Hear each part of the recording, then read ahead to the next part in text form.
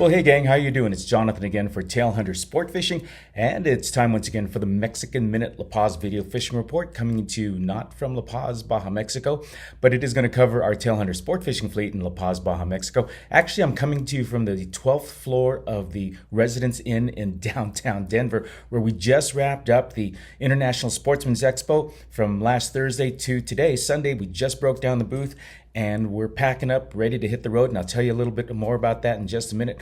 But I'm on the 12th floor. We just finished wrapping everything up. Let's talk a little bit about fishing.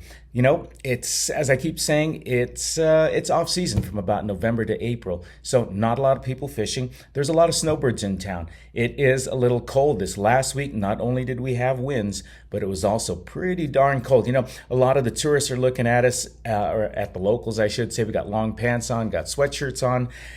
And even though I know you're going to laugh at this, it's down into the low 70s, high 60s. We consider, we consider that pretty cold. I've been talking for 4 straight days for about 10 hours a day in the booth with Jill.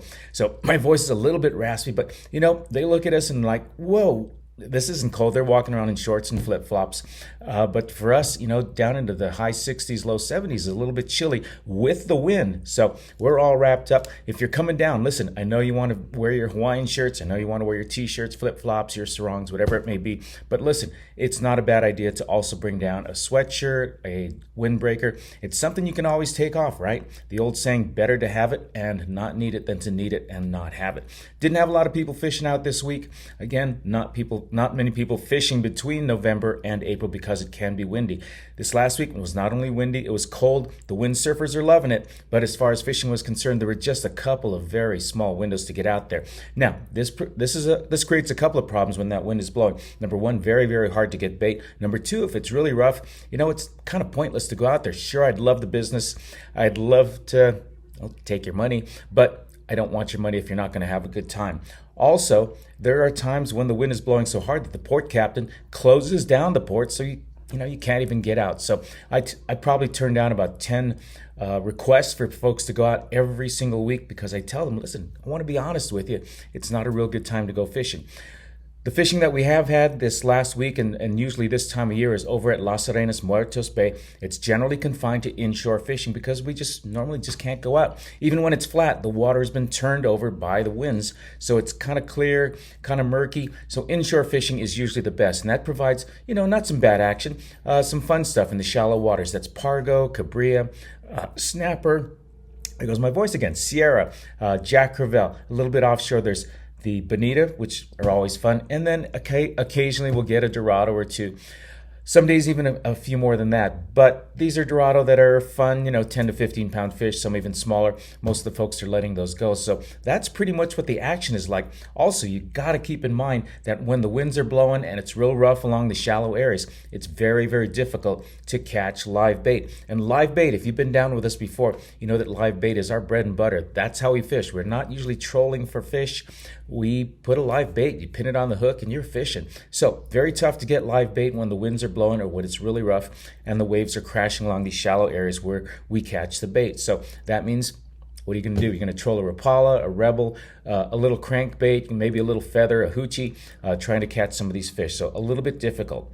So anyway, looks like this coming week, I know a couple folks are coming down, and if you're thinking about fishing, it looks like this coming week may be one of the better weeks in terms of wind. I don't see a lot of jags of strong wind or strong gusts this coming week, so we'll keep an eye on things. I heard there may be some yellowtail out there.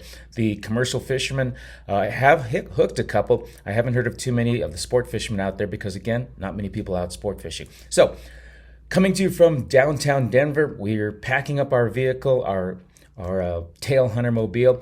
Tailhunter Nation, was great to see so many of you here at the ISE show in Denver. Made a lot of new friends, saw a lot of old friends and amigos.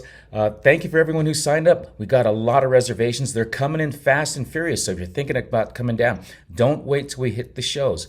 Check in with us, send us an email. Let's get you hooked up. Let's get you down to fish with us in 2020. Okay, here's where we're going.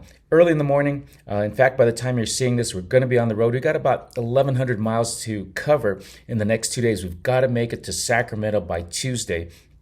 because we're going to be at the ISC, the International Sportsman's Expo in California at the California State Fairgrounds in Sacramento. That's going to start on Thursday and go through this coming Sunday.